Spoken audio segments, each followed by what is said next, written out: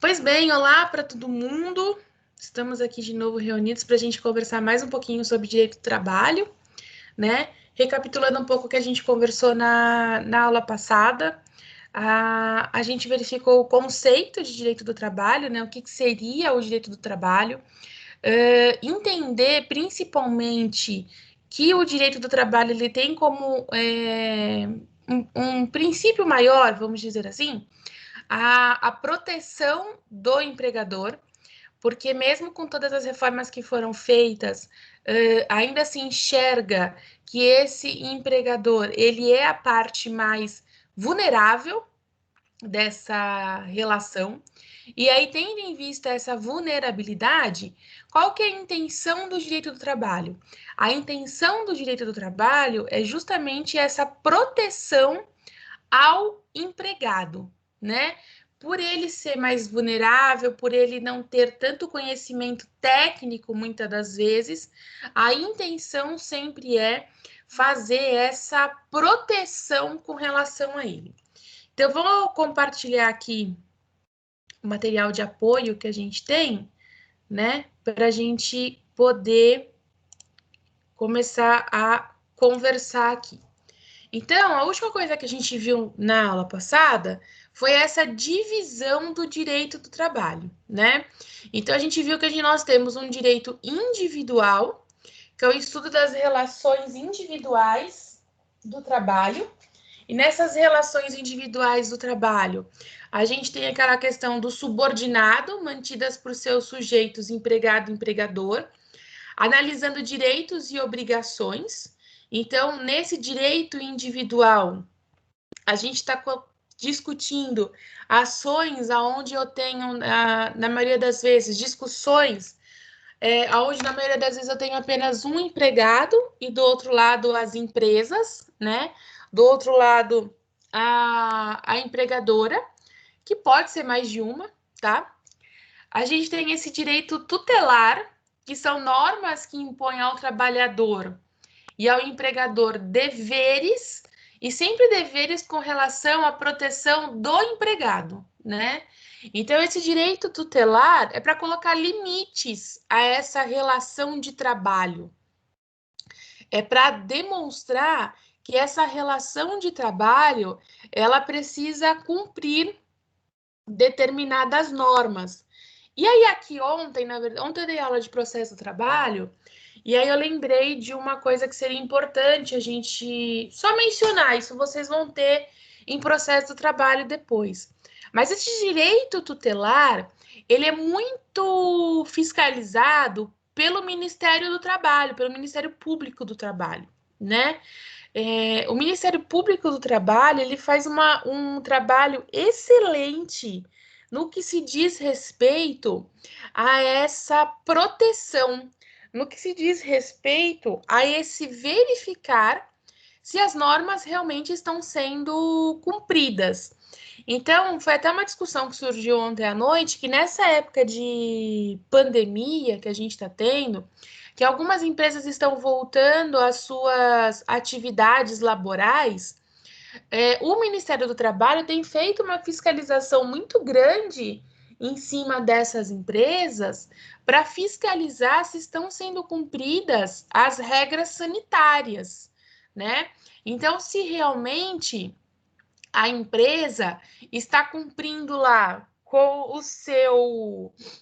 aquilo que está sendo pedido, né? Se está cumprindo com as questões de instalação de estações para lavagem de mãos, se está cumprindo com a utilização de máscara, se existem os lugares expostos de álcool gel, se essas empresas treinaram esses funcionários para realizar essas atividades, informaram a necessidade disso.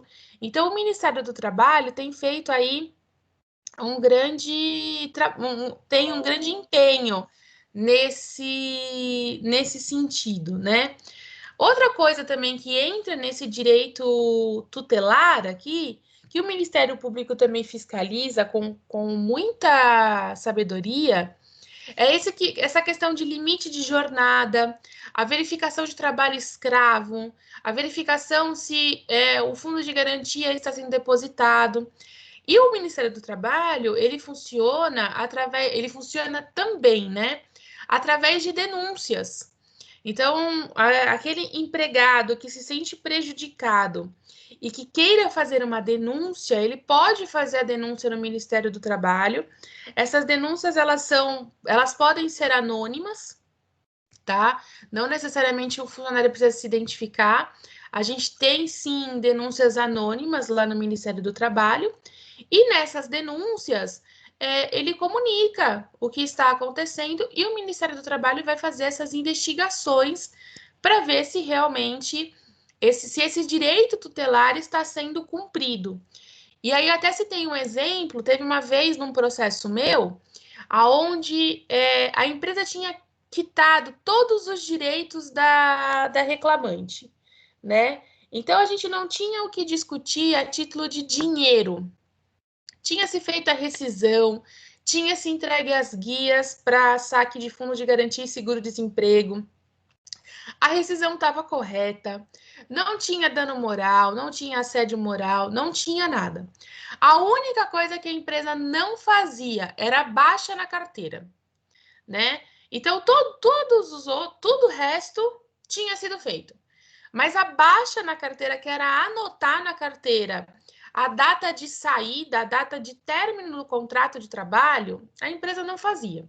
Ela ia lá, levava a carteira e a empresa falava que a pessoa responsável não estava. Teve uma época que ela deixou a carteira lá e essa carteira só pode ficar no prazo de 48 horas dentro da empresa e também não voltava essa carteira. E aí, o que a gente fez? Ela ligou no Ministério do Trabalho, fez a denúncia, né, informando isso. O Ministério do Trabalho entrou em contato com a empresa e em menos de 2 dias a gente já tinha um problema resolvido. Então, o Ministério do Trabalho aqui funciona, o Ministério Público do Trabalho funciona com uma grande expertise, né? E ele funciona de uma forma bem diferente do Ministério Público da Justiça Comum, né? Ele funciona única e exclusivamente na matéria do direito do trabalho, funciona através dessas denúncias e realmente um órgão que está ali muito em cima das empresas para fiscalizar essa proteção do empregado. A gente conversou sobre direito coletivo, né? Então, depois a gente tem direito coletivo, que são os conflitos em relação aos órgãos que representam grupos, né? Então, vamos até deixar aqui, ó, órgãos que representam grupos, envolve o direito coletivo. Aí até coloquei uma explicação breve sobre o que seria convenção e o que seria acordo coletivo. Uma explicação breve, porque isso daqui depois a gente vai conversar mais a fundo, tá? Então, a convenção, ela é o sindicato patronal e o profissional diretamente. Então, nesse caso, envolve uma categoria, né? E o acordo coletivo é o sindicato do trabalhador e uma empresa, e aí envolve só os envolvidos. Então, eu até lembro que na aula passada a gente conversou o sindicato patronal e um empregado em específico, então vai servir só para aquela categoria. Então, vamos pensar aqui que a gente converse com o sindicato que cuide das indústrias, então o sindicato do empregador patronal que cuide das indústrias e os metalúrgicos. Então, vai envolver somente a categoria dos metalúrgicos. O acordo coletivo seria o sindicato dos metalúrgicos e uma empresa metalúrgica, né? Então, vamos pensar o sindicato dos metalúrgicos e a GM, por exemplo. E aí, esse acordo coletivo envolve apenas os funcionários da GM, tá? E direito público, que é composta pelo conjunto de normas e princípios que regulam a relação de cada sujeito com o Estado, né? Então, da relação de trabalho, a relação de emprego com o Estado.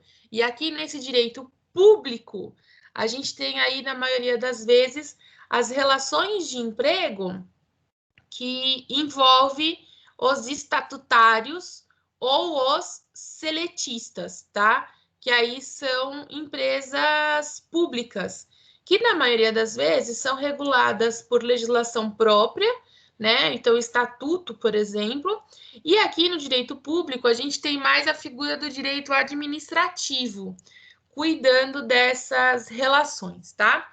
Então, foi só uma recapitulação aí de tudo que a gente conversou na aula, o finalzinho da aula passada, tá?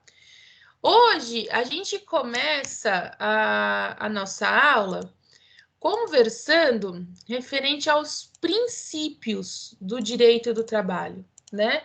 Então, vamos colocar aqui, ó, que hoje a gente começa a nossa aula falando dos princípios do direito do trabalho, tá? Sempre que a gente fala de princípios do direito do trabalho, a gente não pode esquecer que o princípio maior vai ser essa proteção do empregado, tá? Tem muita gente que pega e fala assim para mim, o direito do trabalho é um direito que protege única e exclusivamente o empregado. Então, raramente a empresa ganha alguma coisa lá dentro. Não é bem assim, né? Principalmente depois da reforma que a gente sofreu aí no ano de 2017, não é bem assim que a coisa funciona hoje em dia, né? O direito do trabalho, ele protege realmente o empregado de eventuais manobras que o empregador queira fazer, porque o empregador ele tem muito mais expertise nisso, a gente não pode esquecer, ele tem mais conhecimento técnico referente a como funciona a sua empresa, referente aos direitos trabalhistas, tá? Ele tem muito mais conhecimento do que o empregado, né?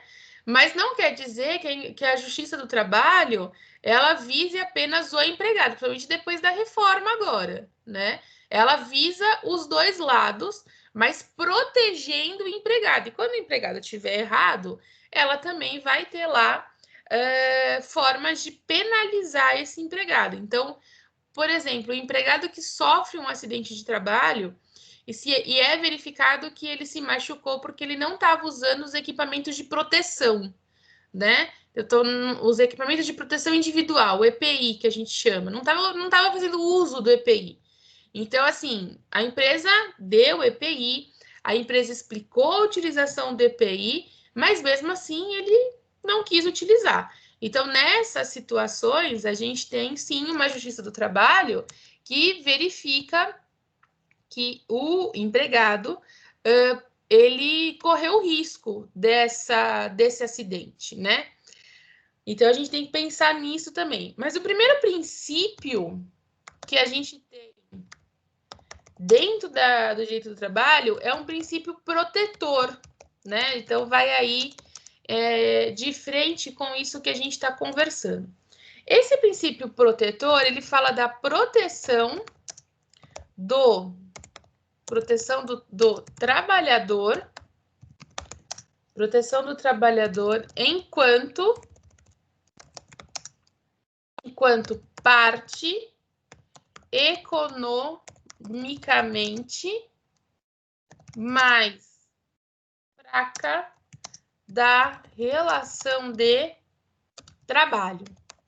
Então, a intenção desse princípio protetor justamente é cuidar desse trabalhador, né?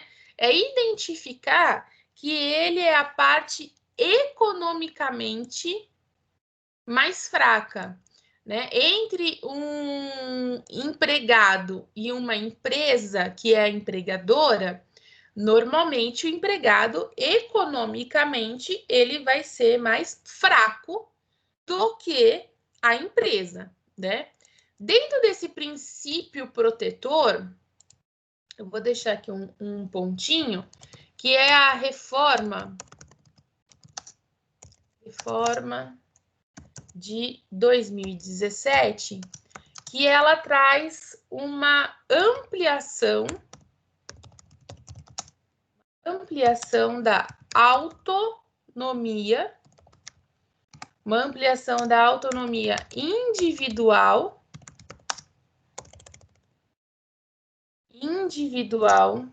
do trabalhador,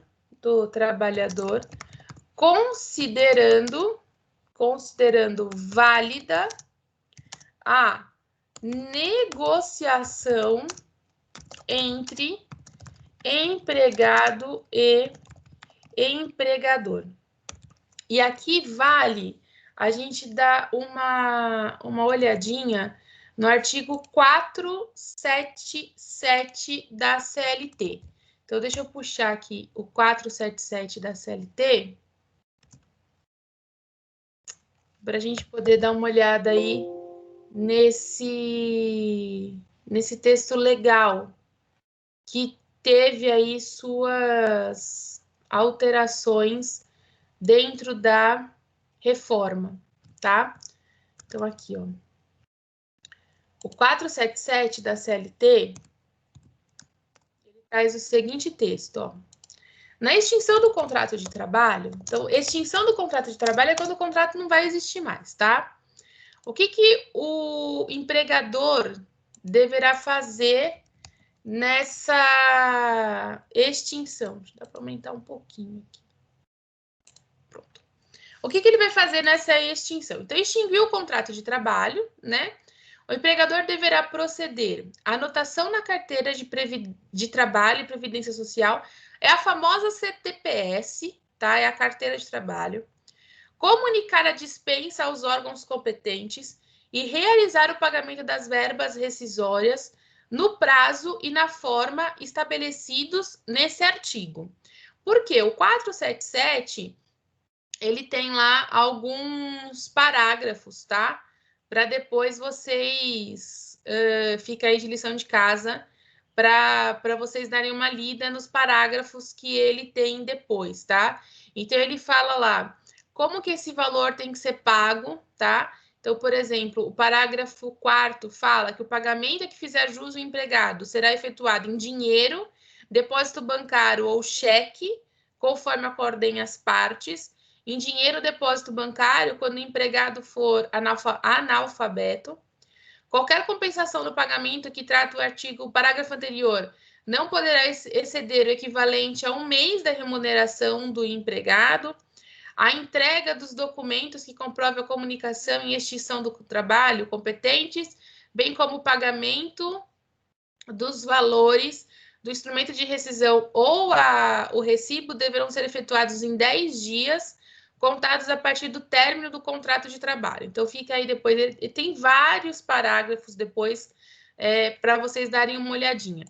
O que nos interessa nesse momento? É entender que essa anotação na carteira, quando a gente era antes da reforma, tá?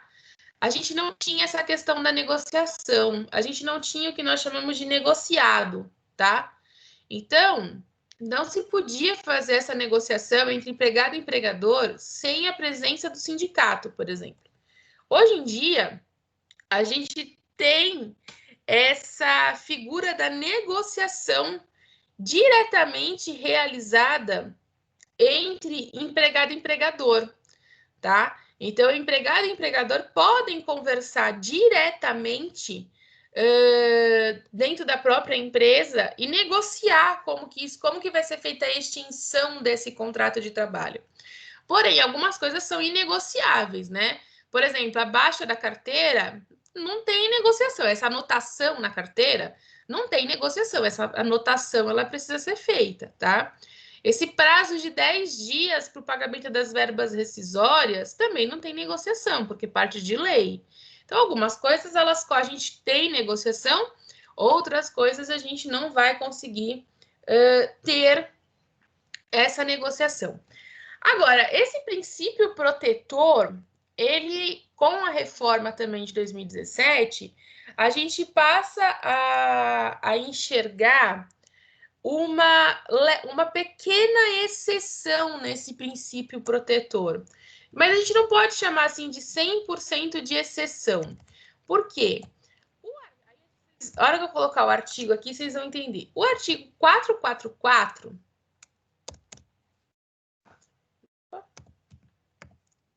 O artigo 444 da CLT, ele traz um texto bem interessante de se fazer uma análise, tá? Então, o 444, olha aqui o que ele fala para a gente e compensa uma análise aí mais aprofundada do artigo. Ele fala assim: as relações contratuais de trabalho podem ser objeto de livre estipulação das partes interessadas. Então, aqui ele traz essa figura do negociado, tá? Então, as partes podem estipular essa relação de contrato, pode estipular essa relação de forma livre. Então, assim, não precisa se cumprir ipsis litteris as regras. Então, por exemplo, a relação de contrato de trabalho pode estabelecer horários diferenciados dos horários comerciais, né? Pode estabelecer que alguns dias esse empregado vai ficar trabalhando de casa, alguns dias esse empregado vai até a empresa. Então, assim, a relação contratual, ela é livre, as partes que estipulam como que isso vai funcionar, tá? Em tudo quanto não contravenha as disposições do trabalho, as disposições de proteção do trabalho, ao trabalho. Então, assim, você é livre, ok. Você é livre para discutir essas relações de trabalho, tá? Porém, todavia, contudo, você não pode esquecer dessa proteção ao trabalho, tá? Você é livre para estipular, mas não deixe de proteger essa relação de trabalho, tá? Aos contratos coletivos que lhes são aplicáveis e às decisões de autoridades competentes. Então, as partes são livres nessa estipulação da relação de contrato, tá? Mas tem de proteger sempre essa figura. Agora, o parágrafo único desse artigo, que eu quis justamente colocar ele aqui depois, para a gente poder fazer uma leitura mais sistêmica. O parágrafo único desse artigo, ele traz o seguinte texto para a gente analisar. Fala o seguinte, ó. Parágrafo único. A livre estipulação, então a livre estipulação a que se refere o caput, aplica-se nas hipóteses do 611-A, que a gente já vai ler, tá? Com a mesma eficácia legal e preponderância sobre os instrumentos coletivos, no caso do empregador portador de diploma de nível superior e que receba salário mensal igual ou superior 2 vezes o limite máximo dos benefícios do regime geral da Previdência Social. Não, o que a doutrina entende nessa situação?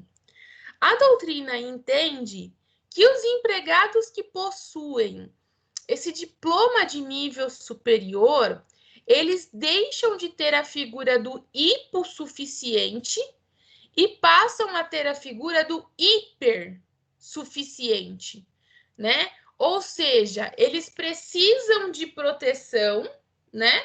Mas eles não precisam de uma proteção tão rígida e tão grande quanto aquele trabalhador que é analfabeto, por exemplo, ou quanto aquele trabalhador que só tem o nível, só tem o ensino fundamental. Então, assim, a reforma trouxe o seguinte para nós: o que a gente precisa entender? Depois eu vou colocar isso aqui num texto. O que a gente precisa entender aqui? Que o trabalhador tem esse princípio da proteção em volta dele, né? A intenção sempre é proteger esse trabalhador para que ele não seja prejudicado de nenhuma dentro dessa relação de trabalho.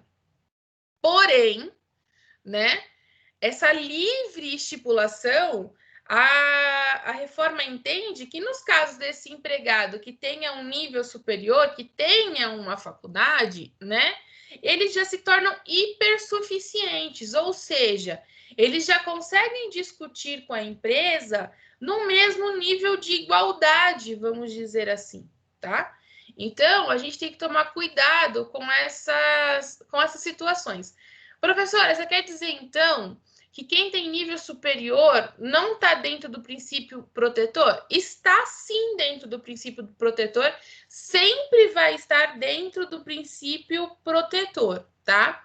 Só que eles são hipersuficientes, então assim, eles têm um conhecimento técnico maior do que aquele trabalhador que apenas tem o ensino fundamental, ou apenas tem o ensino médio, ou às vezes ele chega a ser até analfabeto. Então, por ele ter esse conhecimento um pouco maior, a gente não pode dizer que ele desconhecia certas situações, né? Se a gente for pegar aquele trabalhador que ele é analfabeto, por exemplo, e existem vários, vocês podem achar que não, mas existem vários dentro do mercado de trabalho, tá? A pessoa não sabe ler, a pessoa não sabe escrever, a pessoa sabe fazer aquela função que ele está ali realizando, né? Essas pessoas, elas precisam de uma proteção maior. Por quê? Se ela tiver que assinar um documento, se ela for receber algum dinheiro, às vezes a pessoa não sabe contar o dinheiro que ela está recebendo, né? E para isso, a Justiça do Trabalho precisa proteger melhor essa pessoa, né? Precisa ter elementos que essa pessoa não seja prejudicada. Então, é tratar os iguais de forma igual e os desiguais de forma desigual na medida da sua desigualdade. Então, assim, não é simplesmente, então tá bom, então você tem ensino superior, eu não vou te proteger. Eu vou te proteger na medida em que você precise dessa proteção, vamos dizer assim, né? Então, com relação ao 444, vamos deixar aqui a seguinte observação referente a ele, tá? São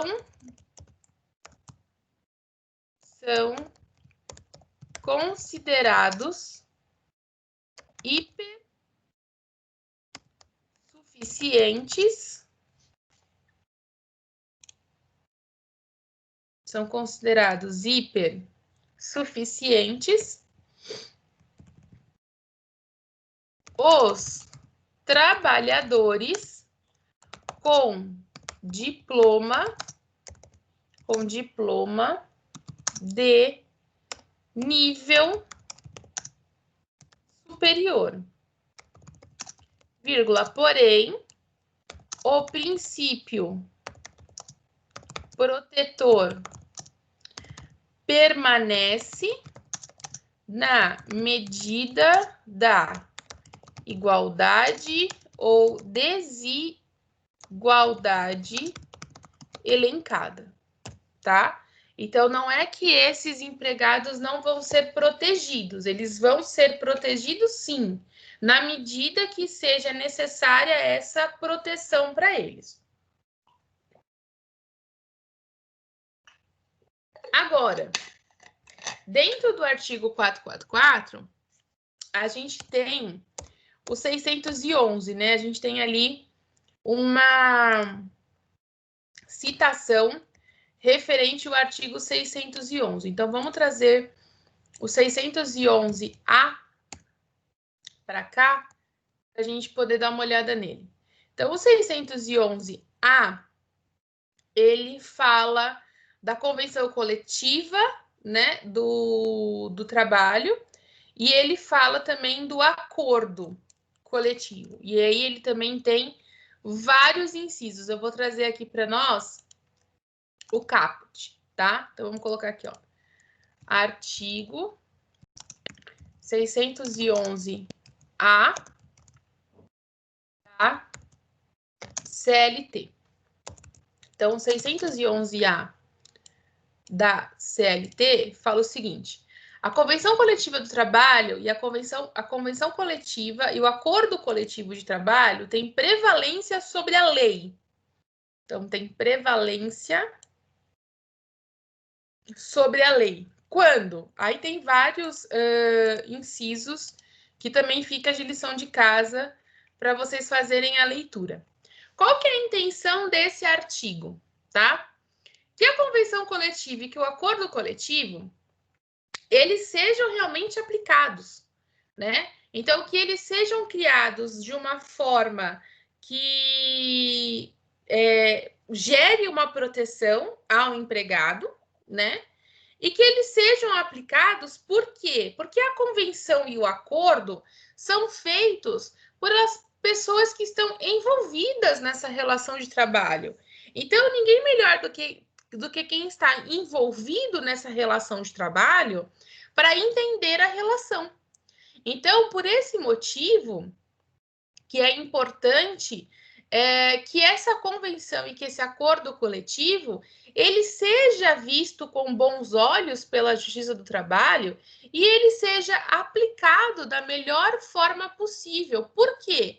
Porque foram as partes que fizeram ele. Então, ninguém melhor do que, eventualmente, o sindicato e a categoria para entender quais são as dificuldades encontradas dentro dessa empresa, quais são as dificuldades passadas por esse empregado, por esse empregador. Então, por isso que essa convenção coletiva e esse acordo coletivo ganharam um pouco mais de força desde o ano de 2017.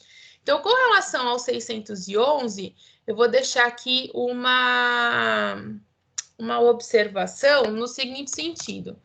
O legislador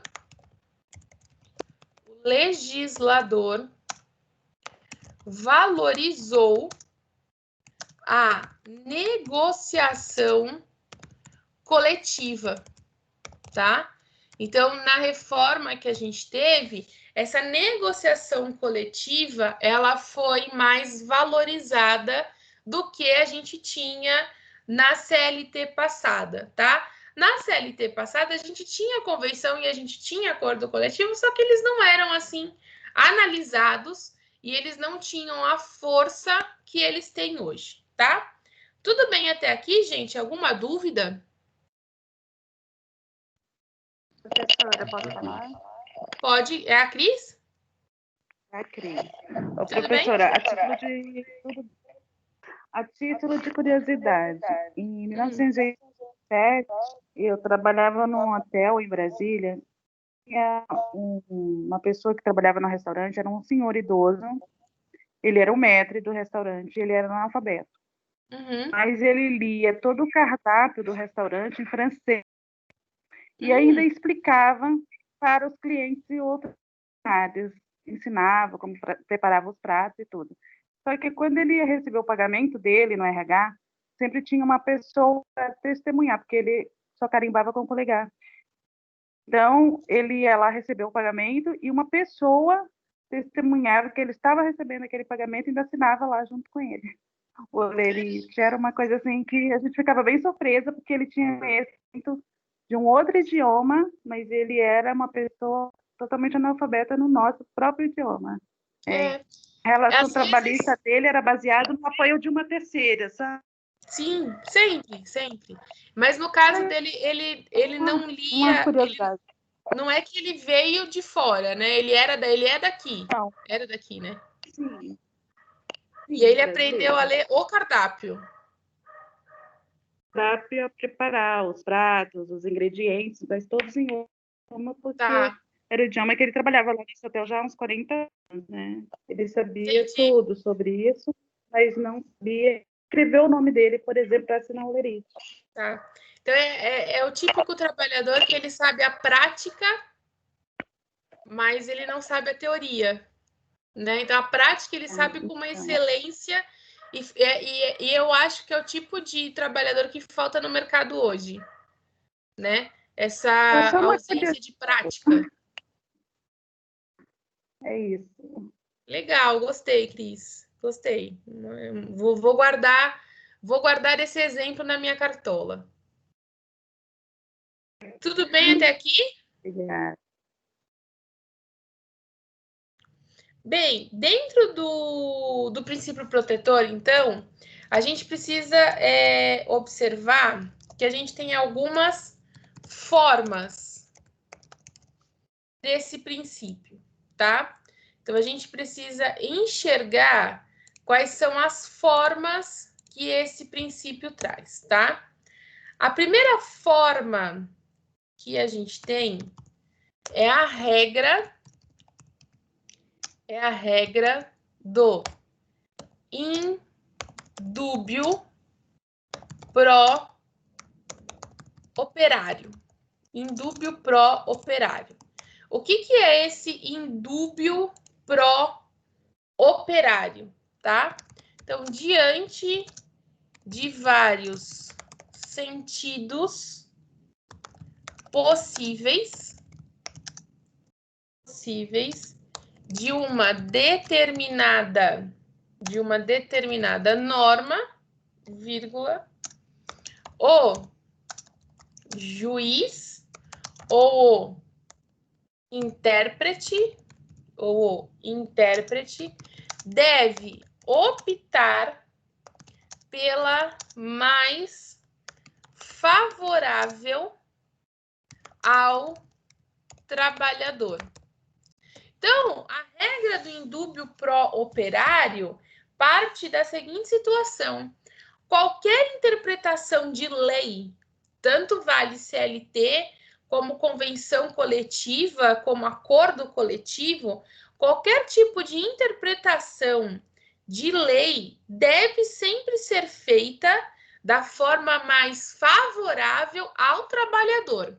Então, quando a gente vai fazer leitura de CLT, a gente sempre tem que ter em mente que aquele texto tem que ser lido e interpretado da forma mais favorável ao trabalhador, sempre, tá? Por quê? Porque a gente tem um princípio protetor desse trabalhador. Então, a gente sempre vai ler da forma mais favorável para ele, vamos dizer assim, tá? A segunda regra que a gente tem, dentro desse princípio ainda, é a regra da norma mais favorável, tá? Então, a regra da norma mais favorável. O que é essa regra da norma mais favorável? Havendo mais de uma norma, aplicável, a um caso concreto, deve-se optar por aquela mais favorável ao trabalhador.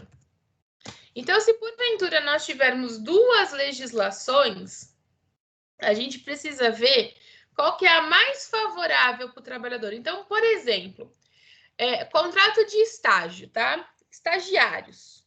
Estagiários, em regra, eles não são protegidos pelo direito do trabalho. Por que eles não são protegidos pelo direito do trabalho? Porque eles têm contrato próprio, né? A gente tem lá o contrato de estágio. Se você for analisar o contrato de estágio, né? Quando eu digo contrato de estágio, é o contrato que autoriza você a contratar um estagiário. Não é Então, quando você analisa esse contrato de estágio, ele é muito mais favorável do que a CLT. O contrato de estágio, ele determina um horário de trabalho menor, ele determina que em dias de prova, esse estagiário pode sair mais cedo. O contrato de estágio, ele fala muito que o importante ali é que o estagiário conheça a função, conheça a profissão que ele vai levar para a vida dele, coisas que a CLT, na verdade, não analisa, porque a CLT analisa o todo, né? Então, nessa situação, o que é mais favorável ser analisado? é o contrato de trabalho, é o contrato de estágio do que a CLT, no caso do estagiário, né? E nesse sentido, o artigo 620 da CLT, então, 620 da CLT, ele traz o seguinte texto para a gente. Vamos colocar aqui.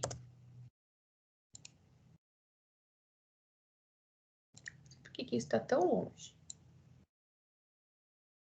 Vou trazer isso mais para perto. Então, 620. As condições estabelecidas em acordo coletivo.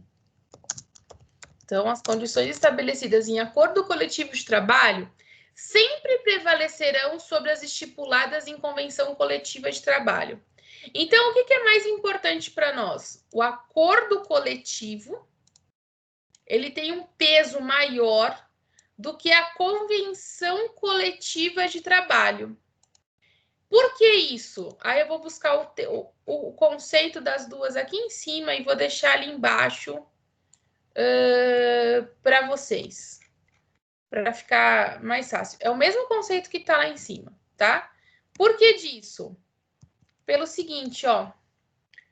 A convenção, ela é feita entre sindicato patronal, sindicato do empregador e o profissional da categoria. Não veio as duas. E o acordo coletivo, vamos colocar o acordo aqui, depois eu configuro isso. O acordo coletivo é o sindicato do trabalhador e uma empresa. Então, o que o 620 fala?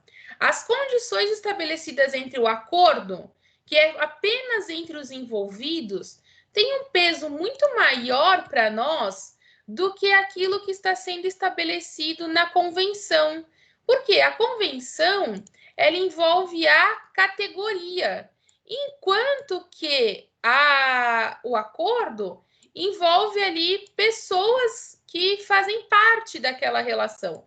Então, o acordo, na verdade, ele tem o seu peso muito maior.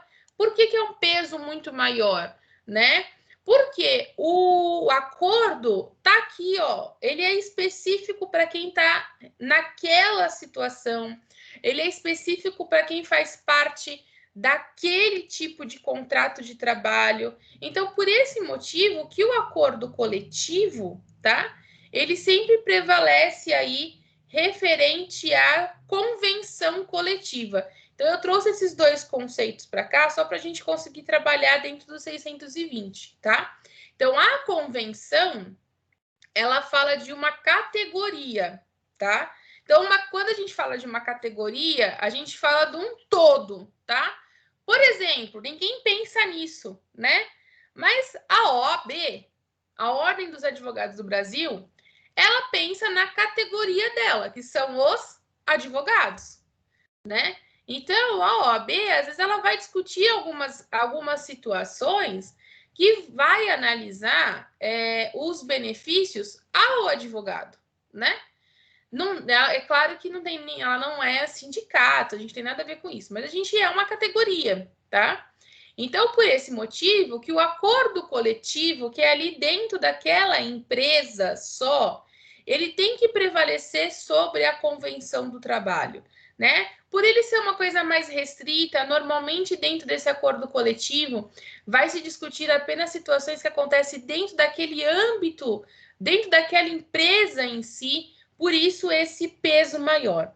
Então, dentro aqui do 620, vamos colocar aqui, ó, condições fixadas em acordo coletivo, sempre prevalecerão sobre as estipuladas em convenção coletiva, tá? Então, o acordo coletivo, para nós, ele é sempre mais importante do que a convenção coletiva. Dentro ainda dessas regras do princípio protetor, a gente tem aqui dentro dessas formas, né? Outra que a gente vai ter é a regra da condição mais benéfica. Condição mais... Opa, tem um erro aqui. Condição mais benéfica. E o que seria essa condição mais benéfica? A condição mais benéfica é a aplicação de uma nova norma, trabalhista, nunca pode significar diminuição,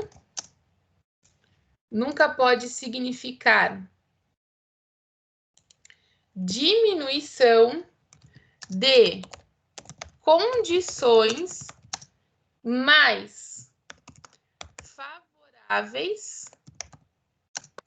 em que se encontra o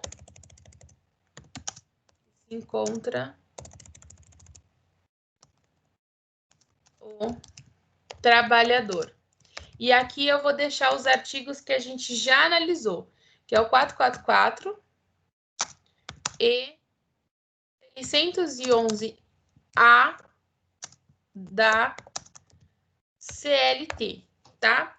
O que é essa regra da condição mais benéfica? O que ela vem a dizer? Então, a aplicação de uma nova norma trabalhista nunca pode diminuir alguma condição favorável na qual o trabalhador já tinha, tá? Então, por exemplo, quando foi feita a reforma, em 2017, algumas normas foram mantidas. Por que essas normas foram mantidas? Porque elas eram mais benéficas para o trabalhador. É aquilo, né? Quando a gente tem uma modificação de regra, uma modificação de lei, a gente precisa observar, ok, nessa modificação de lei, o que é mais benéfico para poder fazer essa aplicação, tá? Então, a gente sempre tem que observar a condição mais benéfica quando existe essas modificações de lei, não se esquecendo do 444 e do 611-A, que a gente já fez essa análise, né? De entender que o empregado que tenha esse ensino superior talvez seja hipersuficiente na relação, tá? E também não esquecer da situação da negociação, né? Que a gente chama de negociado. Então, eu vou colocar aqui um pontinho, só para a gente lembrar o seguinte, desse 444 e do 611. O que a doutrina chama de negociado, tá? Então, é o hipersuficiente. Hipersuficiente, tá? Então, o negociado, vou colocar no negociado e hipersuficiente. Então, o que for negociado, ele vai prevalecer, tá? Porque hoje em dia a CLT preserva muito essa relação do que foi negociado entre empregado e empregador, tá? E, além disso, a gente tem a figura aí do empregado mais hipersuficiente, tendo em vista a sua escolaridade, vamos dizer assim. Porque, às vezes, a pessoa ela tem um diploma de ensino superior, mas aquele diploma não tem nada a ver com a função que ela está exercendo, né? Então, eu já vi vários casos que a pessoa tem um ensino superior, ela é bacharel em Direito, mas exerce a função administrativa, por exemplo. Não tem nenhuma relação de uma coisa com a outra, né? Mas a doutrina entende que que aquele empregado ele é hipersuficiente por ele já ter esse ensino superior, tá? Tudo bem até aqui, gente? Tudo bem com o princípio protetor?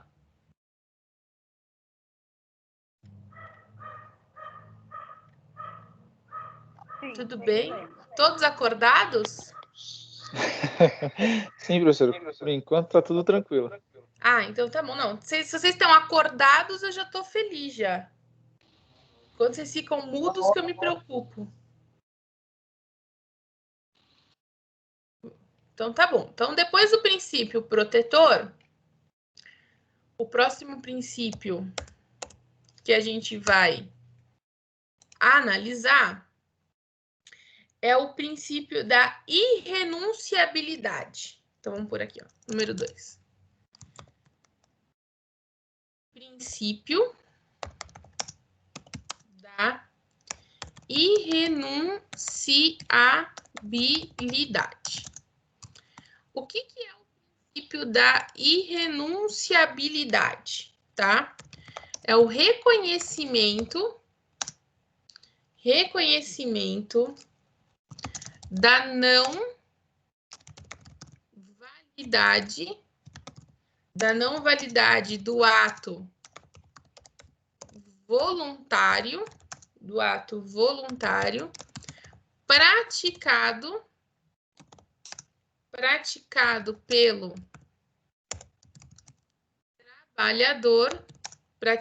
pelo trabalhador no sentido de abrir mão,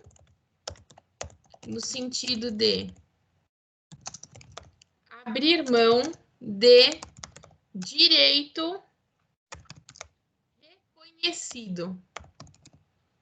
direito reconhecido, tá? Aqui eu vou começar por esse direito reconhecido, tá? Então, direitos que já são reconhecidos pela legislação, tá? Direitos que já fazem parte da legislação, eles são irrenunciáveis, né? Então, por exemplo, o trabalhador, ele não pode renunciar o direito à remuneração, a não ser que ele faça trabalho voluntário. Se ele faz trabalho voluntário, aí é outra discussão, né? Ele não pode, por exemplo, renunciar o direito à sua saúde. Então, ele não pode trabalhar num lugar insalubre e renunciar ao EPI, que é o equipamento de proteção individual, né? Ele não pode renunciar, ele não pode abrir mão a esse direito que já foi reconhecido a ele. Então, assim, vamos pensar que a empresa, ela faz pagamento de horas extras, tá? Então, não pode o empregado chegar lá e falar: ah, não, eu não quero receber horas extras, eu quero banco de horas. Não. Já foi reconhecido o seu direito de receber em dinheiro as horas extras, né? E não o banco de horas. Então, ele não pode abrir mão de direitos que já são reconhecidos. Nesse sentido, dentro do princípio da irrenunciabilidade, a gente precisa verificar a imperatividade.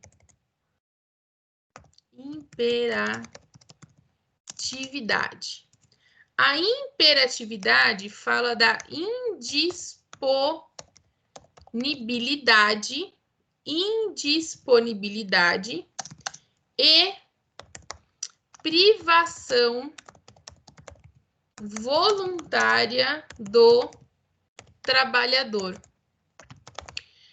Então, às vezes, a gente tem dentro da empresa uma coisa que a gente precisa pensar bem. Às vezes, a gente tem dentro da empresa um acordo coletivo que determina o seguinte: olha, os empregados, eles vão ter 1 hora de almoço, tá? Tá acordado aqui, a gente mantém a regra, é 1 hora de almoço, tá bom? Tá bom. Não pode o empregado fazer 15 minutos, abrir mão dessa 1 hora, porque essa 1 hora de almoço, 1 hora, existem estudos científicos do porquê de 1 hora, né? Porque nessa 1 hora é o tempo da alimentação, ok? Além do tempo da da alimentação é o tempo de relaxamento do organismo, é o tempo de talvez não pensar 100% no trabalho. Para quê? Para que o empregado recupere a atenção, recupere a energia, para que ele possa voltar para o seu trabalho recuperado. Então, não pode o empregado falar, não, eu vou almoçar e já vou voltar. O que a gente vê muito de acontecer, né? Então, o empregado almoça ali em 10, em 15 minutos, porque ele tem um monte de coisa para fazer, e aí ele pega e já retorna ao seu posto de trabalho. Se existe a regra da 1 hora, essa 1 hora tem que ser cumprida. No entanto, que se ele não cumpre essa 1 hora, e ele não cumpre essa 1 hora por exigência da empresa, a empresa exige que ele não cumpre, a empresa fala assim, olha, eu preciso que você faça só 15 minutos de almoço, porque a gente precisa resolver um problema X. Isso acontecer uma única vez, tudo bem. Mas isso acontecer sempre, todos os dias, tá? Gera hora extra. Então, quando você não cumpre o seu horário de trabalho da forma como a regra estabelece, tá? Gera hora extra. É claro que alguns acordos coletivos, eles estabelecem o seguinte, olha, o tempo de almoço vai ser de meia hora, tá? Mas o empregado sai meia hora mais cedo. Então, a gente compensa essa meia hora que falta. Agora, se a gente não tiver regra nenhuma em cima disso, a gente precisa seguir a norma. Qual que é a norma? É 1 hora de intervalo? É 1 hora de intervalo. Se for feito menos de 1 hora, isso vai se transformar em horas extras, tá? E aí aqui eu vou colocar de novo, esses artigos, eles vão, durante os princípios, eles vão aparecer várias vezes, tá? O 444 e o 611A, ambos da CLT, tá? Para a gente aí não esquecer das negociações,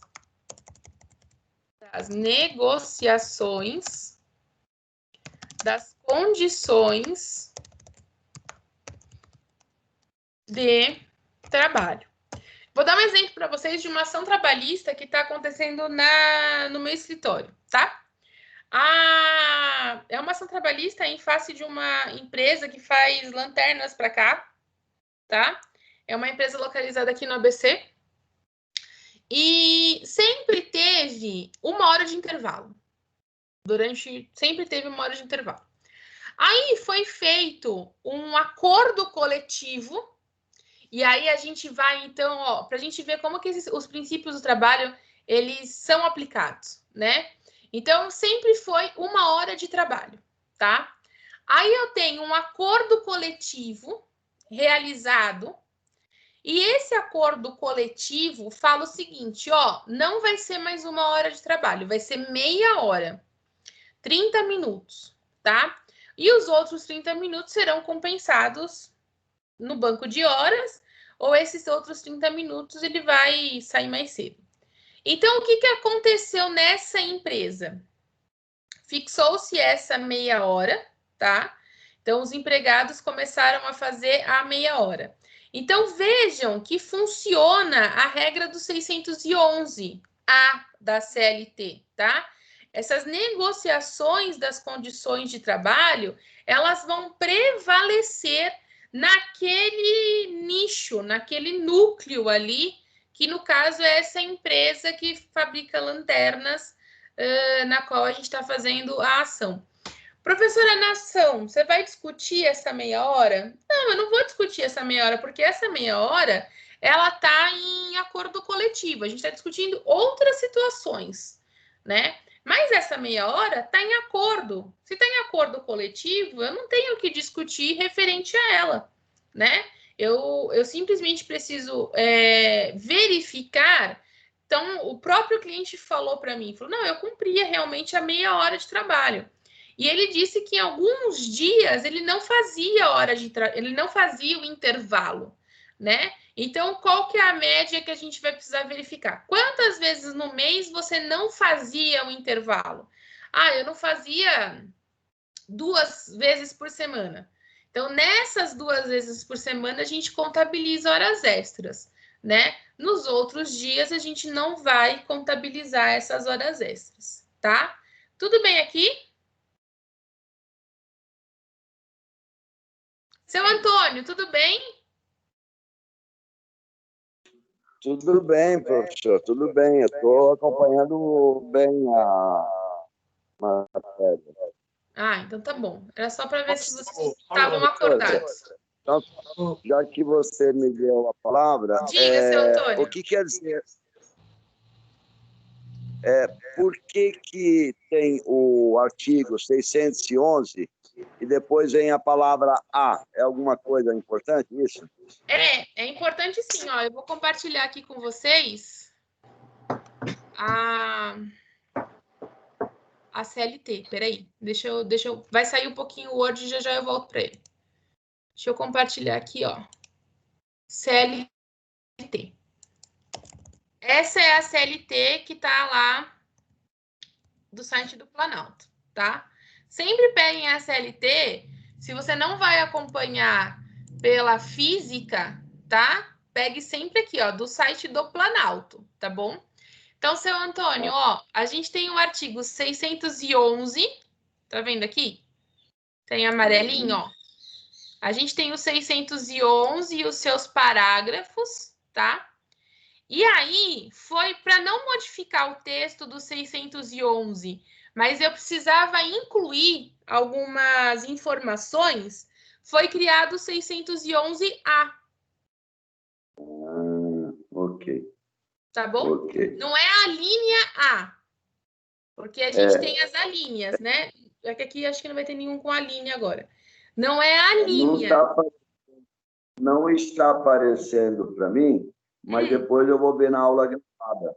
Não, mas peraí, tem que aparecer. Como assim tá aparecendo? Aí, peraí, que é um problema técnico meu aqui. Apareceu? Não, está escuro. Eu estou acompanhando pelo celular, deve ser por isso. Eu só mudei a tela, tá? Da tela do Word eu mudei para a tela da CLT. Os outros estão vendo? Sim, Pra pra mim gente tá aparece, escuro. normal. É Sim, que daí Parece? eu tô o vendo. aplicativo celular não funciona bem. Eu tô olhando Tá. pelo celular também, tá? Eu tô vendo normal. Tá, mas o seu Antônio, então assim, só para explicar, a gente tem o artigo 611 da CLT, tá? No 611, ele discute a convenção coletiva. Então, ele fala assim, o texto dele. Convenção coletiva de trabalho é o acordo de caráter normativo pelo qual 2 ou mais sindicatos representativos de categorias econômicas e profissionais estipulam condições de trabalhos aplicáveis no âmbito das respectivas representações às relações individuais de trabalho. Aí, o legislador entendeu que ele precisava complementar esse 611, né? Era necessário fazer uma complementação ao artigo. Aí, o que ele faz? Ele não queria mudar o texto do 611, porque o texto estava bacana, né? Então, ele não queria mudar o texto do 611, mas precisava complementar. Então, o que ele fez? Ele criou o 611A, Perfeito. tá? Para fazer essa complementação, só para isso. Uma outra coisa, posso fazer uma observação? Claro. Deixa eu só concluir, só concluir uma questão do raciocínio. Eu vou voltar para o Word aqui, que o Word o senhor estava enxergando. Só toma cuidado aqui. Quando abrir o Word, Word eu estou enxergando. tá. Só toma cuidado o seguinte. Quando é letra maiúscula, que nem eu estou colocando A em letra maiúscula, é complementação, tá? Ao artigo 611. Quando é letra minúscula, aí são alíneas, tá? Que fazem parte do artigo. Ok. Tá bom? Qualquer outra pergunta? Não, não seria uma pergunta, seria uma sugestão. Eu já vi que na área do direito são citadas várias frases em latim. E às vezes os professores falam assim de uma forma muito natural. Para nós esses textos em latim, e não seria assim, viável, assim que falar o texto em latim, falar o significado? Eu falo, eu acho que é o indúbio pró-operário, né? Sim, essa eu entendi. A senhora falou uma outra, indúbio, lembra, parece muito com o italiano. Na dúvida, prevalece o Indúbio pró-operário, que é do latim, na dúvida, a gente vai analisar em favor do trabalhador. certo. Tá? Falou uma antes, ipsilipse, um negócio assim. Ipsis litris. Isso. Ipsis litris é ao pé da letra. Ah, ok, olha, que legal, tá Análise vendo? ao pé da letra. Quando Seria viável assim. Quando a gente faz leitura de artigo de lei, tá? Eu vou pegar aqui o 611A, porque é o que está na minha tela aqui, tá? Essa interpretação do 600A, ela pode ser feita ipsis litris, ou seja, ao pé da letra, exatamente da forma como está escrita aqui, a interpretação dela, tá? Alguns artigos, a gente precisa fazer uma interpretação mais literal do artigo.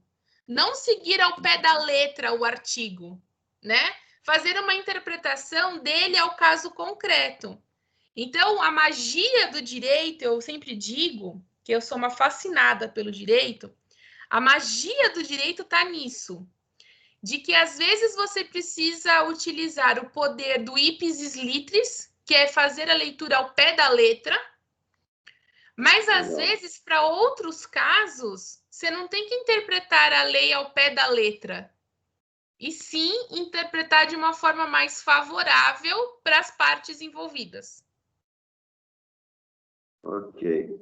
Tá bom? Ok, obrigado. Imagina. Obrigado. Quem mais tinha me chamado? Ô, professora. Oi, quem é? Eu sou o Marcos. Oi, Marcos.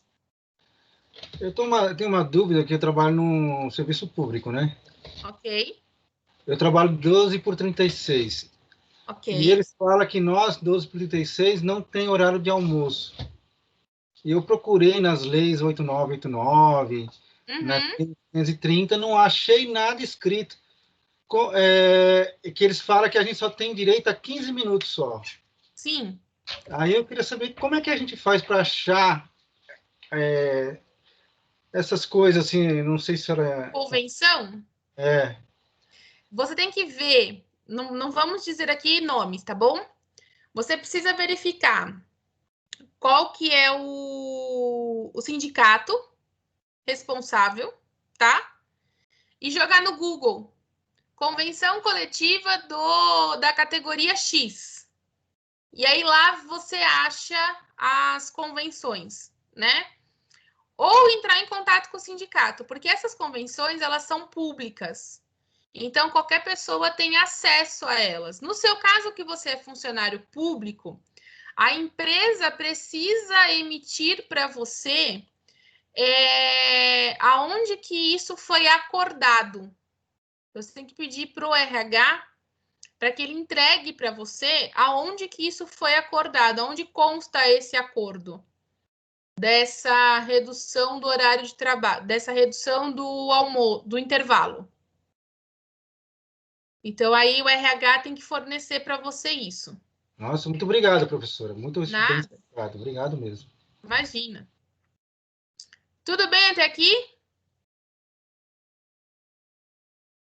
Bem, eu tô vendo que vocês estão acordados. Isso já me conforta. Posso pelo menos um pouco acordado. No fim da aula, pode ser? Pode ser, não tem problema. Quem é que tá pouco acordado? Pelo menos um pouco a gente tá, né, professor? Pelo menos um pouco vocês estão, gente. Porque às vezes a gente tá aqui falando, a gente fica pensando como que vocês estão do outro lado. Nossa, a senhora está tão bem que se a senhora continuar dando a aula, tá ótimo, viu? Então vamos lá, a gente vai continuar. Professor. A gente sempre pensa, né? Como que a tá gente do outro nem lado. vê a hora passar. É agora que eu vi que a gente já tá adiantado na hora aqui, né? Então, a gente nem percebe a hora passar porque vai se interessando pelo assunto, vai acompanhando aqui. Quando vocês tiverem dúvidas, interrompe, porque eu vou aqui recitando, e eu vou falando. Se tiver dúvida, vai interrompendo aí, por favor, tá? Vamos lá, então, o princípio da continuidade da relação de emprego, tá? É o próximo princípio aí que a gente vai verificar. Esse princípio da relação da continuidade de emprego, qual que é um conceito básico dele, né? É dar ao contrato individual, a maior duração possível, vírgula, tendo um trato sucessivo, vírgula, que não se esgota, com a execução de um único ato. Qual que é a intenção desse princípio da continuidade da relação de emprego? A intenção é que esse contrato de emprego, ele seja um contrato contínuo, né? A intenção é que essa relação, ela seja o mais duradoura possível. É claro que a gente tem contratos de trabalho por tempo determinado, né? Então, eu te contrato por um período? A gente tem essas relações de contrato. Mas ali, quando a gente contrata a pessoa por tempo determinado, a gente já fala para a pessoa, olha, você vai ser contratado para este período. Então, um exemplo. Eu tenho um familiar que ele está prestando aí agora, está concorrendo a uma vaga, né, numa empresa. E quando ele leu lá, ele até veio conversar comigo, quando ele leu no anúncio que estavam contratando, no anúncio já fala que é por 6 meses a contratação. E aí ele fez lá o processo seletivo, a primeira parte do processo seletivo, e ele perguntou, por que 6 meses, né? Por quê? Eles estão contratando, a empresa está contratando porque uma funcionária vai sair de licença maternidade. Então, eles precisam de alguém que nessa função por esse período de 6 meses. Essa pessoa que está trabalhando, que vai sair de licença maternidade, ainda não saiu. Então, eles já estão fazendo a contratação para que a pessoa que vai sair de licença maternidade a menina que vai sair de licença maternidade possa explicar o trabalho. E aí, depois, a pessoa vai ficar por 6 meses.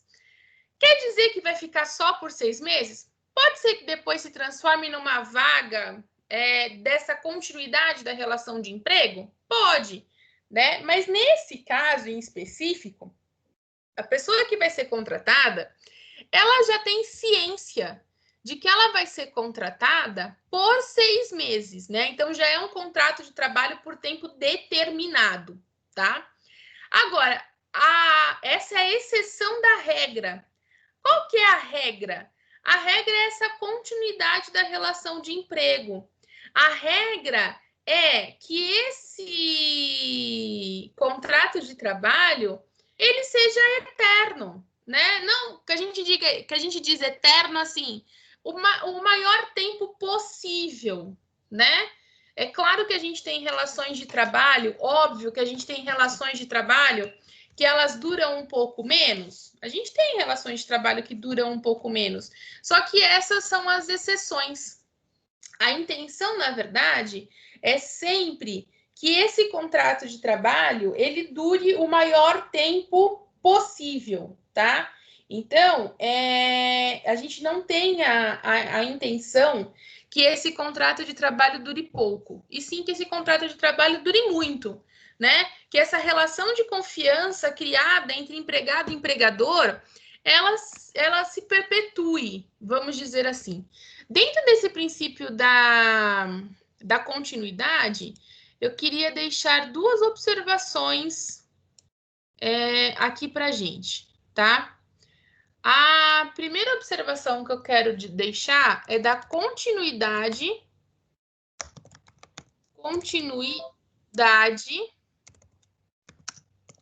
da relação de emprego.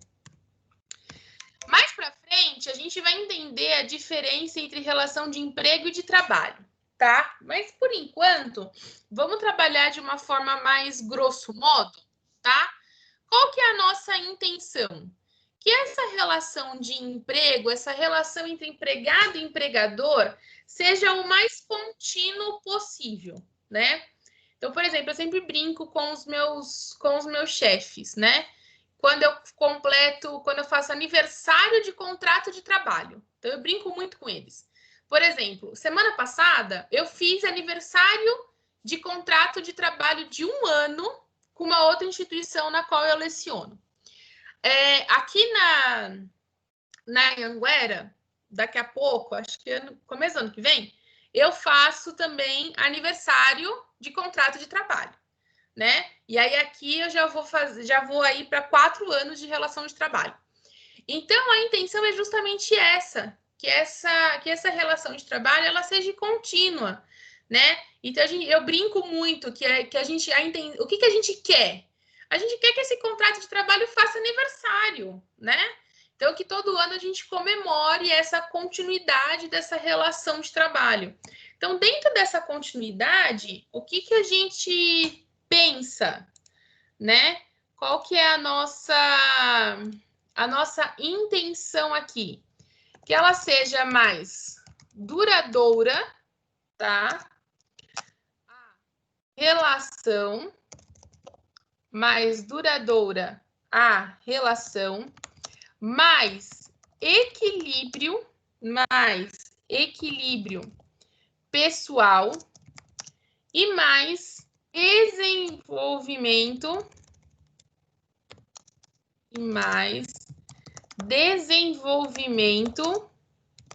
social. O que a gente quer dizer com isso? Quanto mais tempo durar a relação de trabalho, quanto mais equilíbrio pessoal existir dentro dessa relação de trabalho, entre situações hierárquicas, né, entre essas questões de subordinação, entre os subordinados e os seus superiores. Então, esse equilíbrio pessoal, um ambiente de trabalho saudável, né? Automaticamente vai existir mais desenvolvimento social. Por quê? Porque as pessoas vão estar se sentindo estáveis dentro da sua relação de trabalho. Uma coisa é estável, outra coisa é acomodado, né? Elas vão sentir uma estabilidade dentro dessa relação de trabalho e essa estabilidade faz com que elas se desenvolvam socialmente. Bem, se eu estou estável dentro da minha relação de trabalho, então quer dizer que eu posso fazer, por exemplo, o financiamento para a compra de um carro. Eu posso fazer o financiamento para a compra de uma casa, né? Por quê? Porque eu sou estável dentro do meu trabalho. Eu estou verificando que eu não corro o risco de ser dispensado, por exemplo, né? Então, a gente às vezes pensa assim, nossa, mas isso é uma coisa tão banal, né? Não é banal. Por quê? Porque quando a gente tem uma continuidade dessa relação de emprego que gera uma segurança para o empregado, aí partindo do princípio protetor, o empregado ele se sente confortável de se desenvolver socialmente, né? Quando esse princípio da continuidade ele é favorável, o empregador sente que realmente aquele empregado ele não tem a intenção de sair daquele cargo de trabalho, ele passa então a ter mais confiança nesse empregado, né? Bem, no meu escritório a gente tem hoje, acredito eu, que mais ou menos umas 300 ações trabalhistas, né? E a gente é um escritório que a gente trabalha, das 300 ações, 299 elas são... eu trabalho sempre pelo empregado, tá? Eu não trabalho para a empresa, sempre para o empregado. Você não trabalha para a empresa por quê? Por não trabalhar, só isso, né? Sempre, se alguma... Eu tenho uma empresa só que às vezes pede, mas normalmente eu trabalho pelo empregado, né? É claro que a gente tem casos, eu tenho casos lá, por exemplo, de que a pessoa já moveu ação contra 3 empresas. Então, assim, não é uma pessoa que pensa na continuidade dessa relação de emprego, né? Ele fica ali 6 meses, o máximo que eu já vi que ele ficou é 1 ano e meio numa empresa, aí ele começa a cavar um problema, né? Aí ou ele pede as contas ou a empresa manda embora. Aí ele processa. Aí ele entra na outra empresa. Aí a gente já percebeu que ele fica ali 1 ano e meio, 2, aí ele começa também a cavar. Aí ou às vezes ele é mandado embora ou ele pede as contas. A última empresa que ele trabalhou, ele foi mandado embora por justa causa, por uma discussão do WhatsApp, né?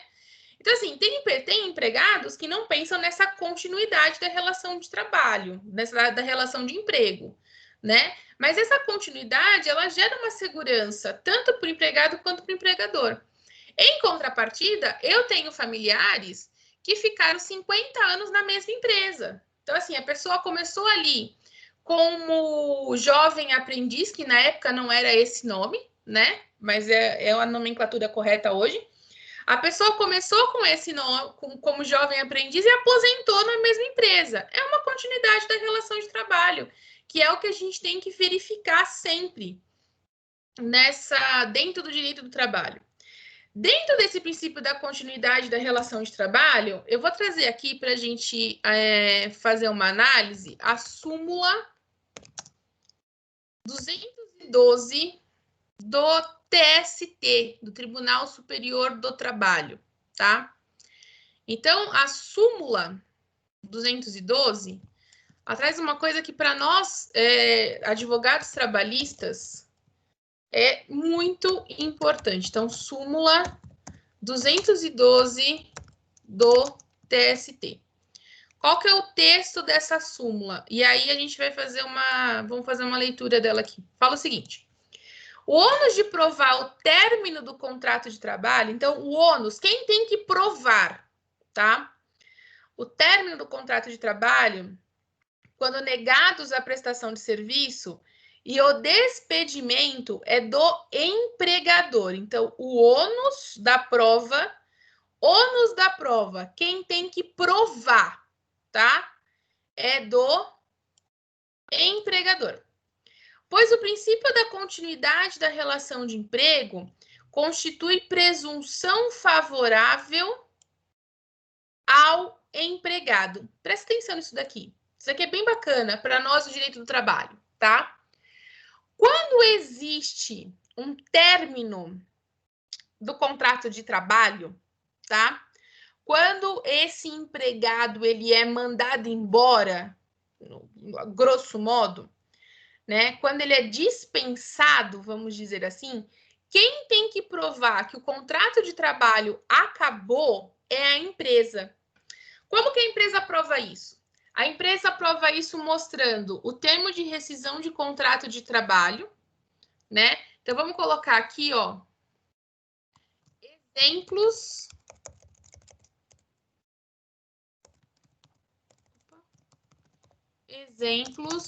de provas. Exemplos, porque existem várias outras, tá bom?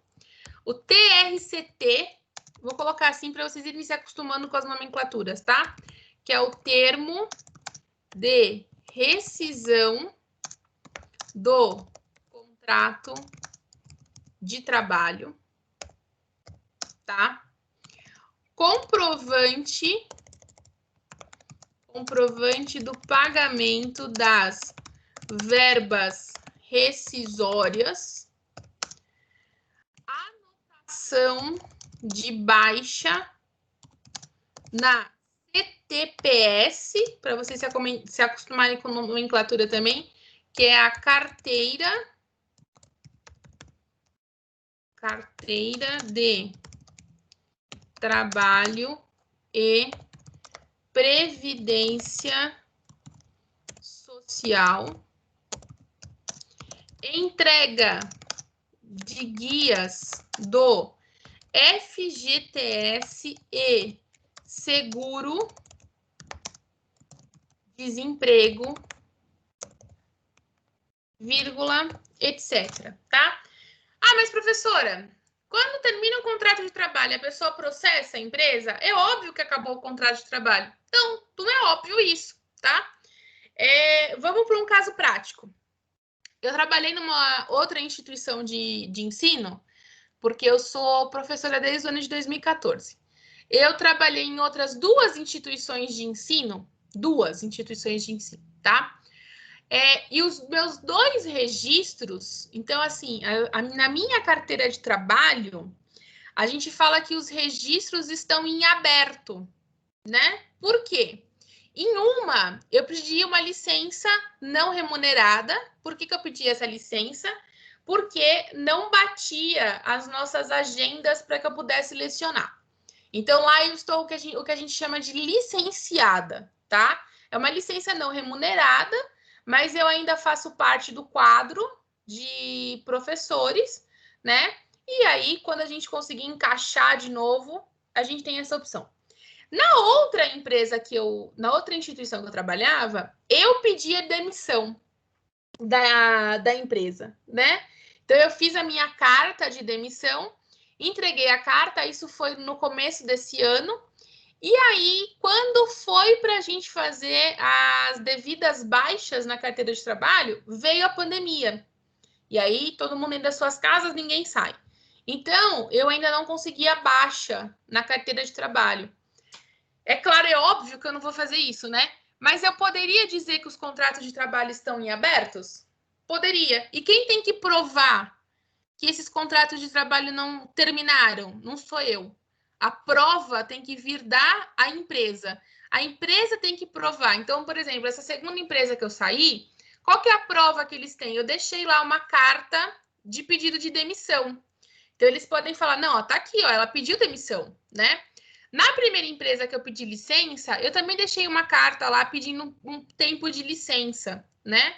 Então, quem tem que fazer a prova disso, quem tem que fazer a prova do término do contrato de trabalho, não é o empregado, e sim o empregador que precisa fazer isso.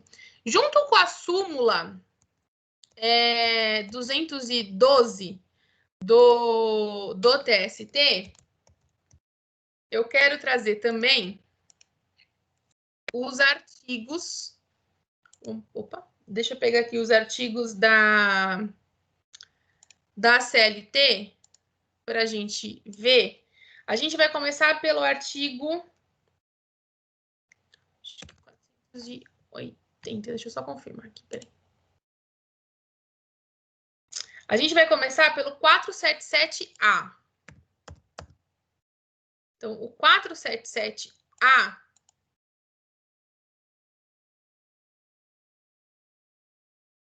cadê ele aqui? Peraí, aqui, 477A. Então, vamos colocar aqui, ó. O 477A da CLT, ele traz o seguinte texto. As dispensas imotivadas individuais, plurimas ou coletivas equiparam-se para todos os fins, não havendo necessidade de autorização prévia de entidade sindical ou de celebração de convenção coletiva ou acordo coletivo de trabalho para a sua efetivação. Então, quando a gente tem essa dispensa do contrato de trabalho, quando a gente tem uma dispensa imotivada, vamos partir de alguns conceitos, né? O que é essa dispensa imotivada? Essa dispensa imotivada, ela acontece quando a empresa chega à conclusão de que, olha, não te quero mais, né? Não te quero mais, às vezes, porque você não está cumprindo com o que você tem que cumprir, ou não te quero mais porque eu não tenho mais como te pagar.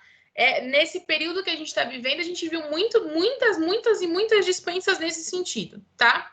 Então, nas dispensas imotivadas individuais ou coletivas, equiparam-se para todos os fins, não havendo necessidade de autorização prévia de entidade sindical ou celebração de convenção coletiva, ou acordo de trabalho para sua efetivação. Então, para que eu possa mandar um empregado embora, né? Porque não quero mais ele, não tem mais a necessidade dele, ou porque eu não consigo mais pagar ele, ou porque ele não exerce mais as funções da forma como eu queria, eu não preciso de autorização, né? Então, aqui, ó, as dispensas imotivadas, tá? Não tem necessidade de autorização prévia de ninguém. Não preciso bater na porta do sindicato e falar, vou mandar embora. Se eu acho que tem que ser dispensada, eu vou dispensar. Eu não preciso pedir autorização para realizar essa dispensa, né? Essa dispensa ela vai acontecer, quem tem que analisar se vai dispensar ou não é o empregador. Então, vocês devem ter visto aí, nos últimos meses, várias notícias nas redes sociais, na imprensa, de várias dispensas coletivas, né?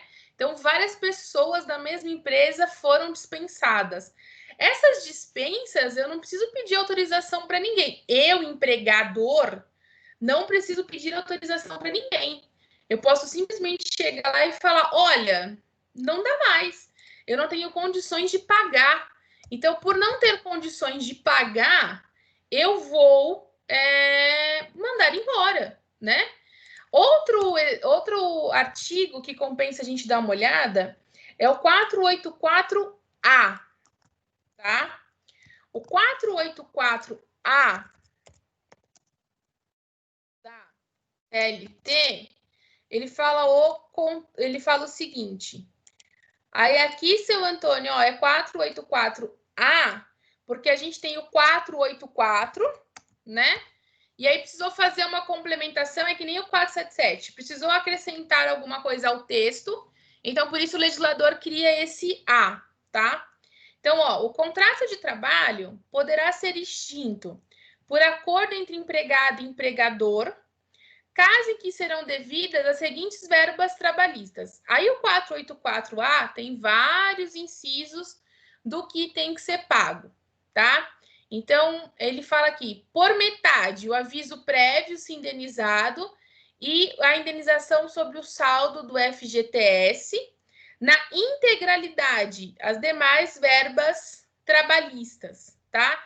Eu vou colocar aqui só os incisos para vocês terem, porque ele tem vários parágrafos, tá? Vamos colocar aqui os incisos, então. Então, por metade, o aviso prévio se indenizado, tá? Aí aqui são modificações que vieram com a reforma. Então, por metade, o aviso prévio se indenizado.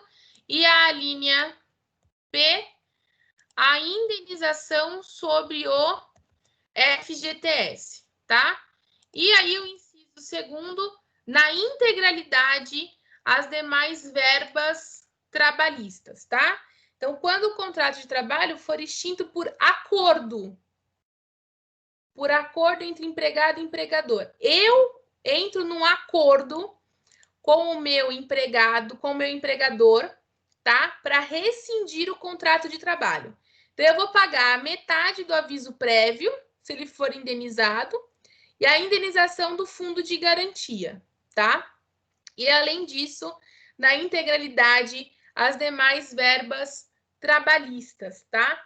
Com relação ao 484A e o 477A, eu quero deixar uma observação aqui, tá? Rescisão do contrato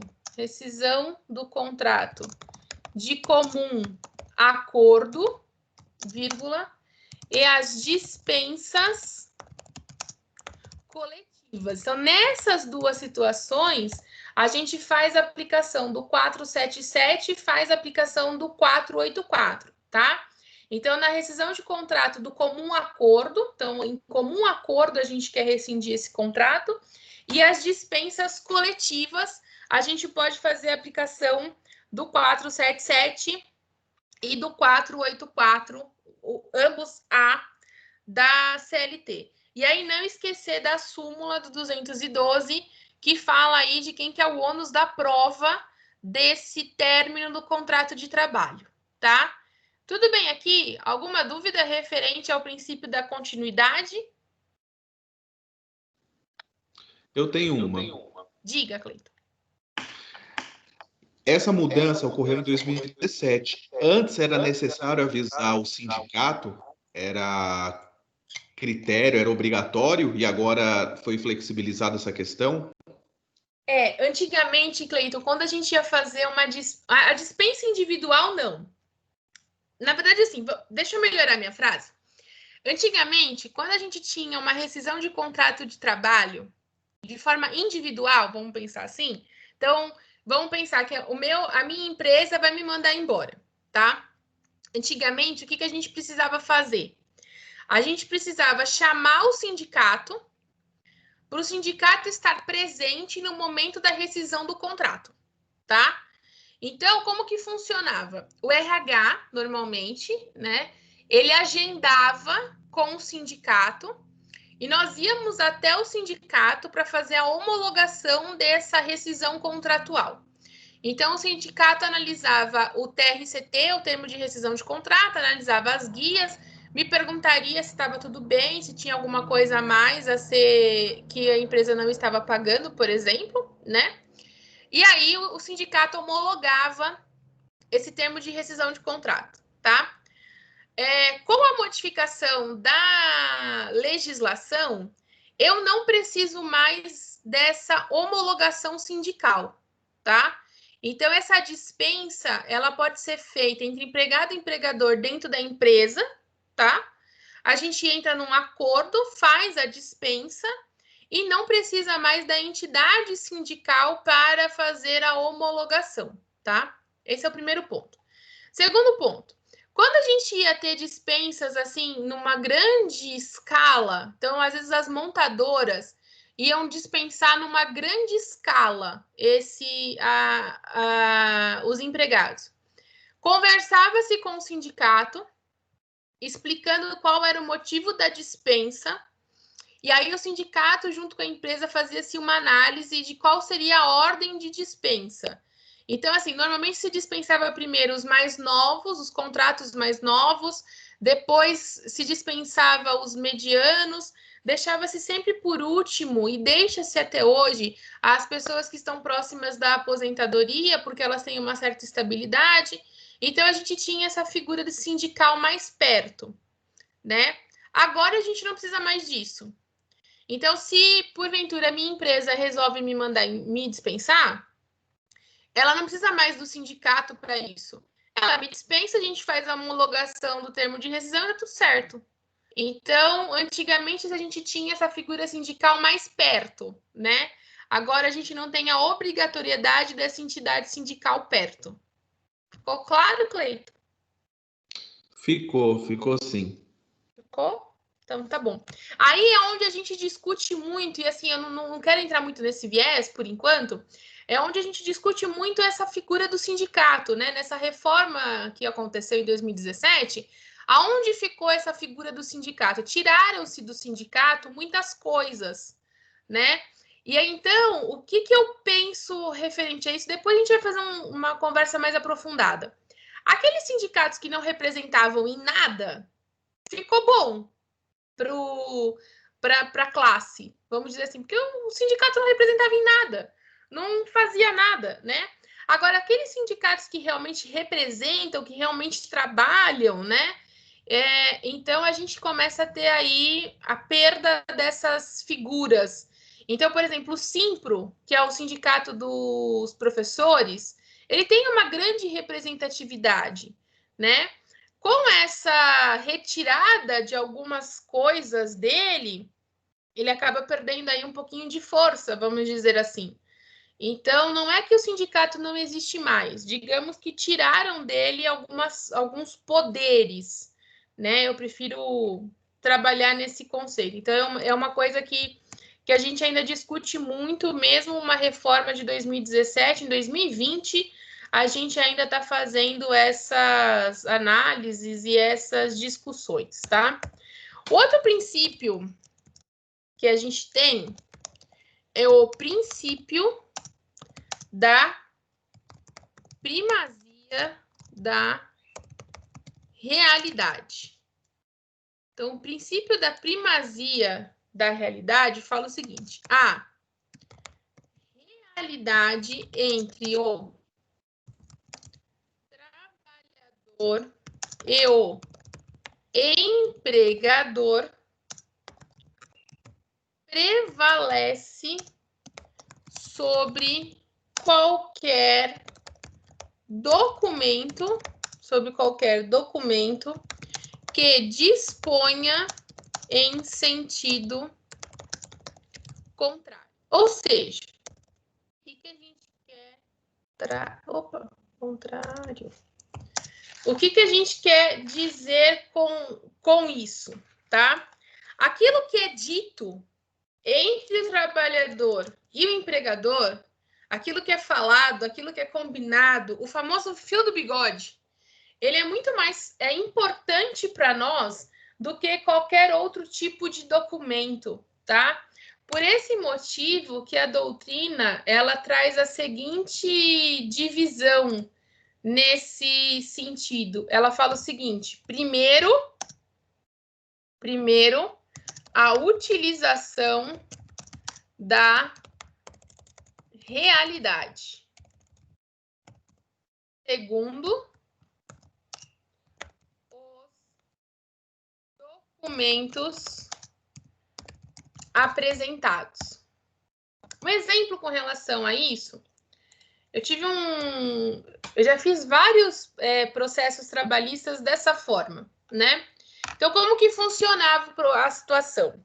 O empregado chegava para nós e falava assim: doutora, eu sempre fiz horas extras. Aí a primeira pergunta que a gente fazia, né? Tá bom, você sempre fez horas extras. Você anotava essas horas extras? Não, eu não anotava. Tá, mas por que você não anotava? Porque a ordem que eu recebia da empresa, doutora, era a seguinte: ó, o seu horário de trabalho é das 8 às 5 da tarde, tá? Então, 8 da manhã você vai bater o cartão de ponto, 5 da tarde você vai bater o cartão de ponto. Só que 5 da tarde você vai bater o cartão de ponto e vai voltar para o seu posto de trabalho, vai continuar trabalhando. E aí, essas horas a mais que você vai continuar trabalhando, eu vou computar como banco de horas, por exemplo, né? Ou eu vou computar como horas extras. Depois a gente acerta. Era isso que a empresa fazia. Pois bem, colocamos isso na petição inicial e fomos para a audiência. Chegando lá na audiência, a empresa juntou os documentos. Nos documentos tinha realmente os cartões de ponto, dizendo o seguinte: olha, ele sempre entrou às 8 da manhã e sempre saiu às 5 da tarde. Só que assim, os cartões de ponto estavam cravados. Todos os dias ele chegava às 8 da manhã e todos os dias ele saía às 5 da tarde, o que nós chamamos de horário britânico. Não tinha nem um minuto a mais, nem um minuto a menos. Tudo estava cravadinho lá, 8 da manhã e 5 da tarde. Aí é claro que a gente levou testemunhas para comprovar que ele, 5 da tarde, ele batia o ponto e voltava a trabalhar. Nesse processo, prevaleceu a realidade do que os documentos. Por quê? Porque o cartão de ponto, ele já comprovava uma eventual fraude. É impossível todos os dias você conseguir bater o cartão às 8 horas cravado. Sempre vai ter um minuto a mais ou um minuto a menos, né? É difícil você cravar 8 horas todo dia. E é difícil você cravar 5 horas todo dia. Sempre tem uma oscilação de minutos, né? Então, nesse caso, o que prevaleceu? A realidade. Por quê? Porque o reclamante, no caso, ele falou: olha, realmente, eu bati o cartão de ponto e voltava a trabalhar. As testemunhas também falaram: olha, eu via ele fazendo isso e eu fazia isso, né? Então, os documentos apresentados, eles têm uma força menor perante a realidade fixada entre as partes. Por isso, aí uma pitada de processo, por isso que no processo do trabalho, o princípio da oralidade, ele é muito utilizado, né? Para nós, num processo trabalhista, é muito mais importante o que acontece dentro da sala de audiência do que aquilo que eu mandei por escrito na petição. Então, para nós, o princípio da oralidade, a oitiva da testemunha, a oitiva do preposto, a oitiva do empregado, é muito mais importante do que os documentos que estão sendo juntados. Então, dentro dessa primazia da realidade, eu vou deixar aqui, ó, a proteção do trabalhador, a proteção do trabalhador, vírgula, sendo exigência a boa-fé, vírgula, onde prevalece a realidade. Onde prevalece a realidade. Agora, é claro que o legislador já pensou, quando ele fixa essa necessidade dessa realidade ser mais importante para nós, ele já fixa uma eventual possibilidade de documentos fraudulentos, né? Então, o que ele fixa no artigo 9º da CLT? Então, vamos colocar aqui, ó. O artigo 9º da CLT, o legislador já pensa nisso. Então, o que o legislador fala aqui no artigo 9º? Serão nulos de pleno direito os atos praticados com o objetivo de desvirtuar, impedir ou fraudar a aplicação dos preceitos contidos na presente consolidação, ou seja, na presente CLT. Eu já tive processos onde a gente pegou cartão de ponto que foi fraudado, né? Então, eu já tive uma ação que o cartão de ponto, ele vinha anotado de forma manual, não era uma anotação de máquina, então ele vinha com uma anotação manual, né? E a letra que estava ali não era a letra do empregado. Por que não era a letra do empregado? Porque quem fazia a anotação do cartão de ponto era o pessoal do RH. Eu já peguei também cartão de ponto onde a assinatura do que constava do cartão de ponto não era a assinatura do empregado, né? Então se verificou a fraude aí nesses documentos. Então, esses documentos foram considerados nulos. E aí não esquecer, né? Tudo aquilo para o direito que é considerado nulo é como se ele não existisse. Então, o que é nulo para nós, o que o juiz fala isso é nulo, é como se ele não existisse. Então, se eu estou discutindo horas extras e o cartão de ponto é considerado nulo, é como se a empresa não tivesse juntado o cartão de ponto. E se a responsabilidade da empresa provar, se o ônus da prova das horas extras é da empresa e a empresa não prova, né, automaticamente a gente tem aí um ganho referente a esse pedido. Então, dentro do artigo 9, do artigo 9º, eu quero deixar o seguinte, ó. Em caso de documento fraudulento, será considerado nulo. Aí eu vou colocar um parênteses aqui, ó, que nulidade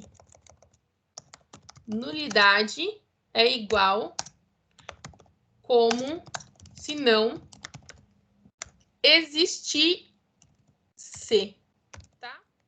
Para nós, se não existisse esse documento, tá? Quando existe nulidade, para nós do direito, é como se aquele documento nunca tivesse existido. E, em regra, ele tem que ser retirado do processo, tá? A gente tem que pedir, então, para que seja feita a retirada do documento nulo, para que ele não induza o juízo a algum tipo de decisão com base num documento fraudulento, tá? Tudo bem até aqui? Alguma dúvida? Não, por enquanto, tranquilo.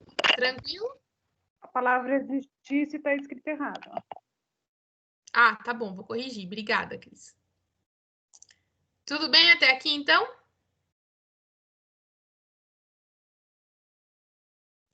Então tá bom. Desejo Para a mim, todos até o momento, tranquilo. Para mim tá tudo bem. Desejo a vocês, então, uma boa semana. Desejo a todos um bom almoço de domingo. Aos que eu encontro na terça, até terça. E aos que eu encontro na quinta, até quinta. Tá bom? Beijo, gente. Bom descanso, bom fim de semana. Você também, professor.